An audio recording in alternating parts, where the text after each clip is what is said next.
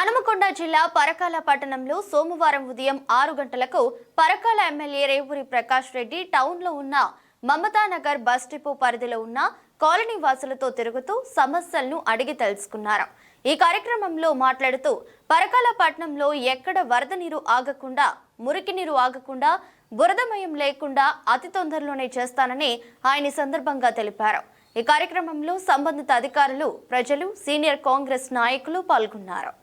మీ అందరికి తెలియవలసిన విషయము, మొత్తం ఈ పరకాల పట్టణాన్ని ఎక్కడ వరద నీరు ఆగకుండా, మురికి నీరు ఆగకుండా, ఎక్కడ కూడా ఈ పందులు ఇవి ఉండి బురదమయం లేకుండా, నేను కమిషనర్ గారు కూడా చెప్పాను, అడివ గారికి కూడా చెప్పాను. కమిషనర్ గారు మొత్తం ఎక్కడెక్కడైతే లాగింగ్ ఏరియాస్ ఉన్నాయో అవి ఐడెంటిఫై చేసి భూమి ఎవరిదైతే అవుట్ సైడ్స్ ఎవరిదైతే ఉన్నదో అతనికి నోటీసులు ఇస్తాం. అతను రోడ్ లెవెల్ చేసుకోవాలి. అది నా ప్లాట్ నా ఇష్టం వచ్చినట్టు ఉంటుంది అని అంటే కుదరదు. దాన్ని కూడా ఇచ్చి వాళ్ళకు ఒక 10 రోజులు టైం ఇస్తాము.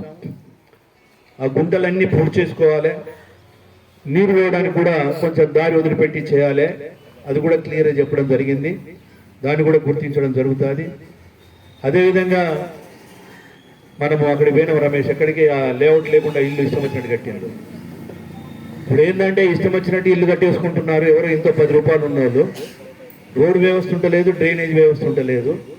అక్కడొకటి కట్టుకుంటున్నారు. మాకు డ్రైన్ కావాలి, మాకు రోడ్డు కావాలి అని అంటే 4-5 ఇళ్లకు లక్షల కొద్ది ఖర్చు పెట్టలేము మనం.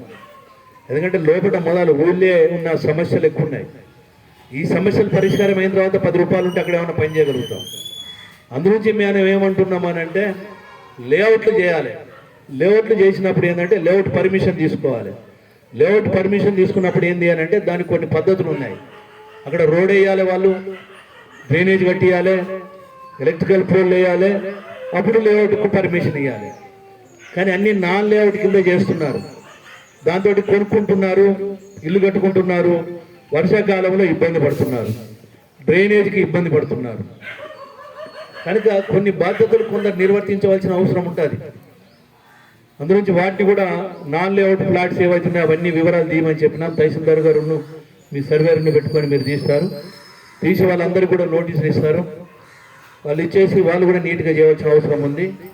రెండోది హోటల్స్ దగ్గర కూడా చూసినాం, రోడ్ల మీద కూడా ఈగలు వస్తున్నాయి, ఇళ్లలోకి ఈగలు వస్తున్నాయి.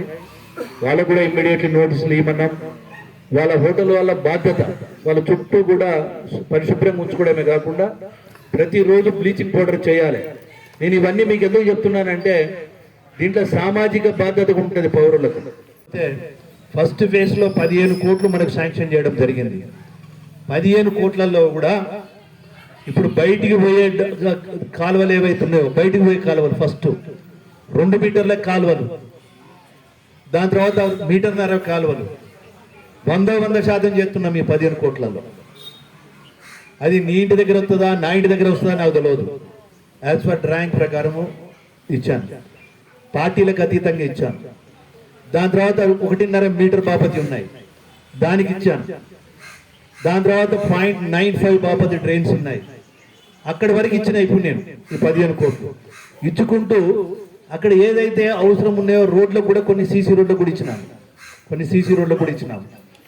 కొంత మళ్ళీ 11 కోట్లు మొన్న మనము పొంగిరెడ్డి శ్రీనివాసరెడ్డి గారు వచ్చినప్పుడు కూడా ఫౌండేషన్ స్టోన్ వేయడం జరిగింది అమృత్ స్కీమ్ కింద.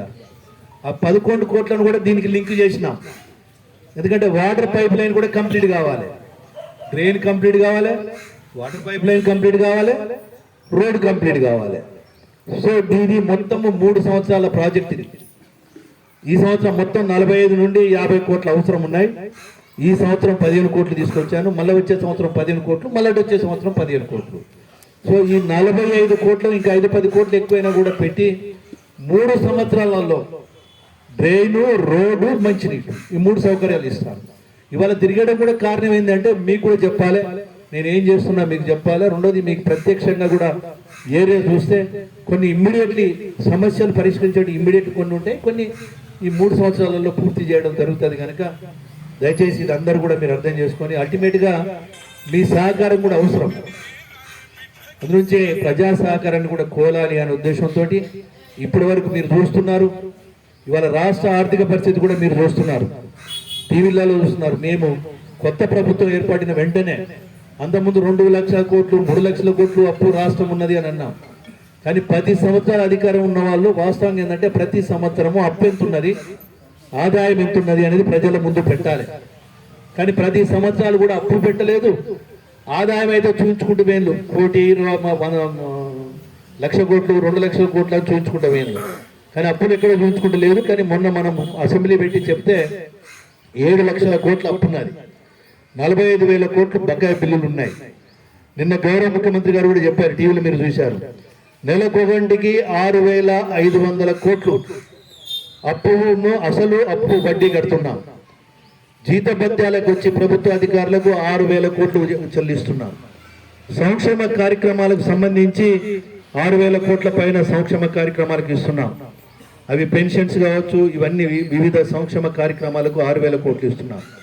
అంటే నెలకొకటికి ఈ 18 నుండి 19,000 కోట్లు, దాంట్లో ఏ ఒక్క రూపాయి కూడా మనం తగ్గడానికి వీల్లేదు, 100% ఇవ్వాలి. ఇక వచ్చిన రెవెన్యూకును మనకు తీస్తే ఏమవుతుంది అని అంటే నెలకొకటికి 400 నుండి 500 కోట్లు మన చేతులు ఉంటున్నాయి ఏమన్నా పనులు చేయడానికి.